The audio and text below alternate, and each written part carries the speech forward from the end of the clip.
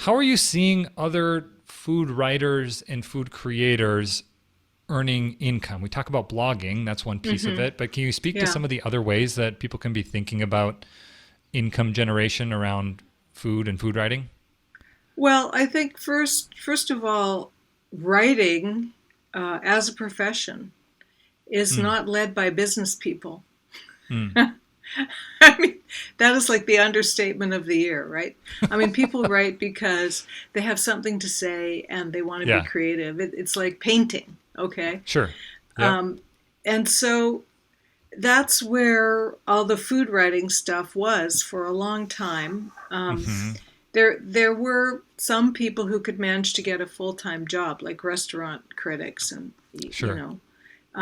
but for everybody else, it was more of a hobby. And Yeah. this big shift in maybe the last 10 years is has been by people with an entrepreneurial mindset. Uh-huh. And the ones who are succeeding, the ones who have six figure incomes, I think are not just creative people. They're Yeah. entrepreneurs and they Yeah. understand how to have a business. And Yep. they have their business is selling recipes.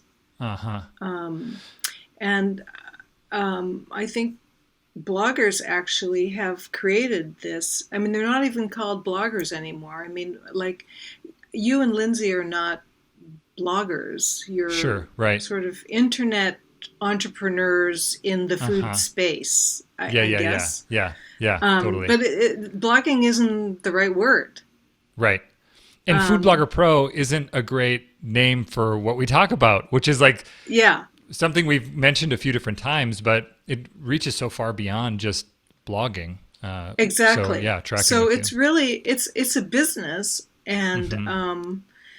I think that's really new in the Mm. writing world that you could have a business that makes money. But I still think most writers don't really have that mindset because Yeah.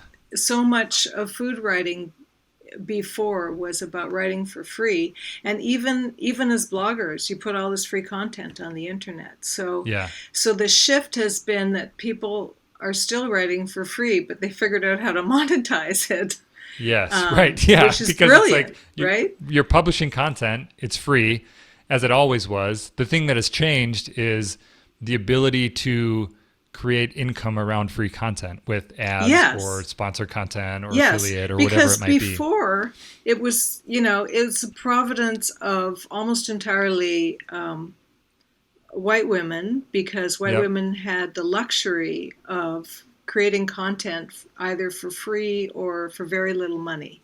Uh huh.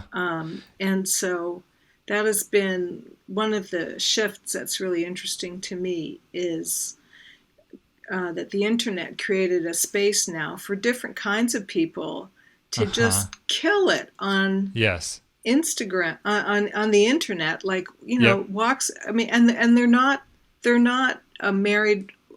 They're not women who depend on someone else for income. Uh huh. Walks of life, just one cookbook. Those are uh, amazingly huge sites by Asian Yeah. Americans who circumvented all the gatekeepers and built a huge business. Yes. Um, and that's a different model, but they're still giving away free content, which is what writers have always done, it seems, or been Yeah. very What? badly paid for content, Sure. because the Right. assumption was, Right. well, you're doing this for, you're reviewing a restaurant for fun and you get to eat the meal, so I'm going to pay you Mm-hmm. $40. Mm-hmm. Or if you'd like to write for me, write whatever you want, and then I'm going to pay you nothing, or Yeah. $25. Right. Right. So that, I mean, that's is still happening, but at Uh huh. least there is this corner of our industry um, where people have figured out, where people are entrepreneurial and have Yeah. figured out how to be successful. Yeah. It's one of the great things about the internet, right? Anybody can start whatever they want. A Yeah. blog, an Instagram account, TikTok, can start creating content, and it's kind of democratized the ability to do that. And to your point, less gatekeepers, although there's probably still, I would say there's still those certain gates or gatekeepers that Oh, exist, sure. but are In just different. publishing, yeah, Yeah, or wherever it might be, whether it be sponsored content or true. advertising or who knows, but still exist just in different ways. But it changed significantly, Yeah. and really encouraging to be able to see that. One of the things that you had talked about was this idea of this marriage of entrepreneurial mindset with creative mindset. And what if somebody is just creative? Like, there's a lot of those people, Yeah. and they have this incredible ability, but they don't necessarily have the ability to package that up in a way that translates into dollars. So, is that kind of a hopeless situation for those people? Oh Do no. they? I mean, it's What do they no. do? What? How do they approach that? Well, first of all, if they're enjoying being creative, a lot of people are very satisfied having a hobby Yeah. where they're on Instagram as a hobby or they're on TikTok as a hobby, and that's fine. And Yes, for exactly some as of you those would were a people, guitar player. If you like playing guitar, yeah, you go right, home, you play 45 minutes, an hour, you love it, you're in a band, but you're not like, yeah, how do we make as much money as possible from this show tonight? It's like, no, I just want no, to like play for a live audience. exactly. So Yeah. so I think all creative pursuits are the same in that way. And then Hmm. at some point, sometimes people decide that they want more than that, but a lot of people Yeah. don't. A lot of people are perfectly Uh-huh. happy to do something on the side and for fun. Yep. Yep. Yeah, it's And interesting. I so think no, of they're like not if Lindsay, failures. yeah. Well, finish that thought. Yeah. No, it's not. It's not a sign of failure. It's your hobby. Yes. I love that. And I think sometimes I think about like, what would this podcast be like if Lindsay was doing it? Because you talk about kind of the entrepreneurial side of a business and then the creative side of the business. If this was Lindsay, this podcast would look very different. And she'd be talking about creative. She'd be talking about recipe development. She'd be Yeah. talking about writing and photography. But because my interests like bend towards entrepreneurial finance, business building, it's kind of where we naturally talk. And I think therefore podcast listeners would maybe kind of bend in that way as well. But without the creative things that Lindsay's doing, like if I'm 2xing zero, like it's still going to be zero. And but what Lindsay's doing is like putting something there that allows there to be growth, which is the biggest luxury that somebody who likes business can have, is somebody who like creates the raw material and assets that then you can say, okay, great, how do we be strategic with ads for this? And that's like a relatively Right. easy job compared to creating really good content in the world. I'd be interested to hear your thoughts so in one category, hey, if you are doing this and you are satisfied in the pursuit of this as a creative endeavor, that's a win. And you can stop there and that can be your thing. And that's awesome. And end of story. There's also going to be a camp of people who are like, great, all of those things, and I want to figure out how to be entrepreneurial and how to grow this, but Yeah. maybe they don't feel like that's a muscle they want to build or like a skill that they have and want to pursue. So in situations like that, what would your advice be, or what do you even see with some of the people you work and coach in regards to how they can partner with somebody or maybe be coached by somebody? You do some of that. What's your advice for the creatives who don't necessarily want to be the entrepreneurial person, but want to be building an entrepreneurial thing? Well, for example, there are a lot of freelance writers who Hmm. want to be paid more and get into bigger publications. And for some reason, they don't seem to be bloggers. It seems like Uh-huh. there's two different groups, right? Yep. And those people they're hardcore writers.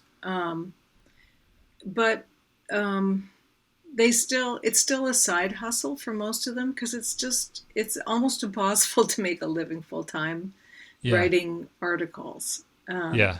So, for example, I have there was a student years ago who came to me who wanted to start freelancing. So we started in small publications and that didn't pay any money. Then she got into the Washington Post. Then she got Huh. into a national magazine. Then Yeah. so it built and built, and she got paid better. But she still has a full-time job, Yep. and this is on the side. Yeah. So some things the model is just not really there to make a lot of money. Yep. So I would say the model is there with blogging and being I don't really understand how influencers make money other than sponsored content, I guess, Sure. is really the Yeah. main way, right? Yeah. Um, And I it's not think there's about some, ads. right. I think there's some platforms that are starting to, like Snapchat's experimenting with paying creators who have, a snap that goes, snap, I don't even know. Is that what they're called? I don't use Snapchat at all. But, Me or either. like YouTube, you can run ads against it and Yes. earn ad income, obviously. Yeah. But yeah, I think for the most part, the understanding is like if you have a following on a social platform, you are either creating an income from sponsored content or you have some product that you're selling. Kind of the Yes. ultimate example being like the Jenner Kardashian families, Yeah. but They're also, the ultimate. maybe it's like, you know, you have I'm trying to think, like maybe it's somebody who has a huge food following and you create a cookware line, or we've Yes. interviewed some bloggers who start to create like their own have their own olive oil that they're branding and things like that. Okay. So Yeah. I feel like sponsored content, and then for a select percentage it's their own product, which is obviously a new level of involvement. Yeah. True. Okay. So there are internet ways to get income from ads or sponsors. Yep. But then there's like the freelance writing, which leads to, most of the time is you're not going to be compensated for the amount of time you put in for a Yeah. story. But Yeah. then some of those people have been able to get work as content creators. That's the Mm. term, content creators, which is Sure. very vague to me. But Yeah. basically, it means working for corporations, Uh-huh. doing some kind of food writing, like white papers, research, writing recipes, working with them as the person who hires influencers, Uh-huh. um, or doing their social media. There's all that kind of work too that can be very lucrative. Yeah. Um, Do you see anybody, or do you know of any food writers who have created like a Substack account? So like a paid oh, sure. newsletter subscription that Yeah. are kind of doing that as their main form of income. It's something that Yes. it would be the opposite of what we had talked about before, where it's like writing for free. Now it's like only writing to be paid for it. And can you explain how that works for people who aren't familiar with what that is in Okay. So that industry? Substack is a company where you can have a newsletter that's free. It's always free, but then there is a paid option. Hmm. And so if there's a paid option, then you have to produce more content that is only for paying subscribers. Uh-huh. So the person at the top of that food chain right now is Allison Roman.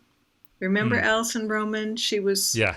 a recipe writer for the New York Yep. Times and Bon Appetit and all that. And then there was this huge takedown where she kind Yeah. of got canceled. Um, but I get her free Substack newsletter, and it's terrific. She's Uh-huh. absolutely hilarious. She doesn't take herself too seriously. She's had a lot of therapy, and she talks about that. She's Yeah. still alive, which is good because it was really horrific. Uh-huh. So she's at the top, and she does she has a paid version and a free version, and she also Mm-hmm. does a video that goes with her recipe. Mm. And then there are, I think Alicia Kennedy is maybe number two, and she's a big thinker, I guess is what I'd Uh-huh. call her. She writes essays about veganism, about the corporate food business, um, thinking deep thoughts, and she has to come up with a lot of deep thoughts because she recently interviewed me, and she had 3 interviews that week plus whatever she Hmm. was writing. So Wow. that it has become. I think she probably makes around 50,000 a year Sure. just from her newsletter. And then Yeah. there's whatever else she has going on the side. She got asked to teach a class recently. She's working on a book about veganism. Mm-hmm. So that's how she's making her living. Yeah. Yeah. It feels, I'd be, I'm going to throw something out there and I want to hear your thoughts on it. It seems like as people are contemplating who do I want to be in the world online, and do I want this to be my full-time thing or not? There's a few different variables in that equation. I'm going to name off a few, and I'd be interested to hear if there's any others that you would add to it. One would be, am I trying to do this as like my career, or am I okay with it being a hobby? Mm-hmm.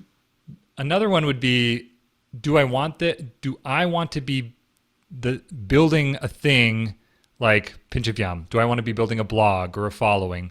Or do I want to be building a career as a writer? And it doesn't matter if, I'm front and center and people are following me, or I just get to write and that's what I want to do, similar to that like guitar playing. I just want to Mm-hmm. put my fingers to a keyboard and express my thoughts and ideas about something. It doesn't matter if I'm have a following or not. And once you know that, figuring out where is then the best place to do this, full time, not full time. Do I just want to work on the thing that I'm passionate about, or do I want to build a brand, a blog, a following? Then where is that avenue in terms of the best place to fully live out that desire or that goal? Is there anything you would add to that as people kind of contemplate how they want to work within the world and the world of food?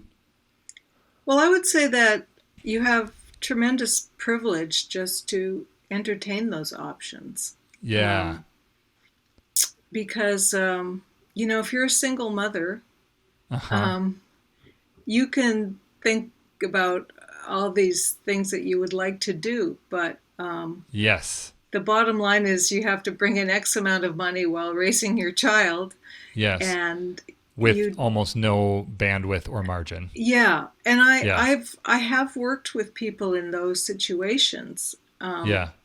where they're juggling lots of different things, and Uh-huh. maybe they have a catering business on the side, or um, and they're just trying to figure out how to make it work to bring in Yeah. the income, and all Yeah. these disparate things that they do don't really add up to enough money, but they Uh-huh. love doing them. Yeah. I worked with somebody one time who, she hired me for, I have a 5 hour minimum. She hired me for 5 hours, who spent all Uh-huh. 5 hours working on one piece Huh. because she really wanted to write this one piece of Yep. writing, an essay with a recipe at the end. Yeah. And, she was running a food pantry on the side. Hmm. She had a grown kid and 2 young kids. Mm-hmm. I don't know, she had like 20 things going on simultaneously, Yeah. and none of them were bringing in enough income. So Uh-huh. that's what I'm saying about the privilege of being able to choose things Yes. regardless of how much money they bring in. Yeah. I think we need to be more aware of that. Yep. First of all, that you're really fortunate that you even get to have those conversations Have that with conversation, yourself. or to be thinking about that. Yeah. And Um, a follow-up question to that would be, if somebody does find themselves in that position, to use a really basic example, single parent, raising their kids, working, like, period. For most people, that's going to be maxed out. yeah. What does that look like? Is it tabling the thing, or the thing meaning like your passion or your goal, or is it like setting realistic expectations? Yeah. What does that look like if you are in that situation? Well, it's kind of soul crushing to table it. Like, Uh-huh. and I feel like sometimes I'm a part of that because sometimes someone has Sure. just started and they want to write a book. Yeah. And they have no, I said, well, okay, a book means that it means that you have to be a writer to write a book. Okay. That's Yeah. how it works. So Yeah. what evidence do you have for a Yeah. publisher that you are Right. a writer? Twitter bio. And they don't have any, but they Yeah. still want to write a book. So, Uh-huh. I think sometimes it is a little soul crushing for someone like me to say, well, this is not step one. Yeah. you know, Yep. you have to build towards this point. Yeah. Because people are always contacting me and saying, I want to write a book. Yeah. And that has nothing to do with whether they're ready to write a book or whether they will be perceived by a publisher as someone who can write a book. Uh-huh. They're not Yeah. the same thing. I mean, Yeah. someone And could be teaching kids how to cook and have done that for several years, but they have and they could probably write a book about how to teach kids to cook and be in the kitchen more. But if they have no social media platform and they've never published a recipe, right. the publisher is going to be like, well, how do we know that you can pull this off? Yeah. The And greatest predictor of future behavior is past behavior. And exactly. if you don't have a strong history of past behavior that's aligned with what you're pitching somebody on, it's going to be hard for them to sign off on it. Exactly. And so you kind of have to be the person who wrote the book before you even write the book. Uh-huh. And because that way you're like the most obvious person for the job. Yeah. So like if you're an influencer who puts recipes in every Instagram post and you build a big following, Mm-hmm. you seem like someone who could produce a book based on that. Right. Yeah. So that's a good risk for a publisher. Uh-huh. So yeah, you still have to have your dreams, but you have to be realistic about whether someone else thinks you can pull it off. Yeah. Yeah. And I would say one of the phrases or concepts that I've talked about on the podcast before is that people overestimate what they can do in a year and underestimate what they can do in 10 years. And I think that as you think about your dream or your goal or your, the thing that you would love to be in the world, I would encourage people to think about working on it as much as possible in the moment, but also to not have this compressed aspiration in terms of like, I want to be at this point in 6 months. Not that that's a bad thing, months, yeah.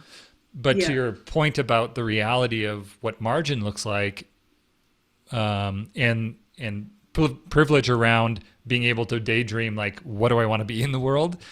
To hold both truths at the same time. Hey, now is like a really difficult time and I don't have a lot of margin. And realistically, due to the effort that it does take to manifest this thing within the world, might not be realistic. But like you said, doesn't mean table it. Maybe it just looks different. And instead of thinking about it as like, am I going to do this in the next 3 months? Maybe it's the next 3 years. Or instead of thinking about 1 year, maybe it's 10 years. And I think there's some things you can do that kind of sharpen the tools in your tool belt. So when the time does come, if you do have more of that margin, or as seasons change and maybe, kids aren't in school and then they are in school, or whatever it might be, everybody's there's thousands of different situations to consider. But yeah, even little things like listening to a podcast or, you know, on a drive, or maybe when you're doing the dishes, or it's all kind of sharpening the tools in your tool belt. So my encouragement to Definitely. people who do have that goal or aspiration would be to not let go of it, but also to be gentle with yourself in terms of the realistic amount of traction that you can get with limited margin and capacity. So I appreciate your thoughts around that, an important reminder and the reality for a lot of people, always. So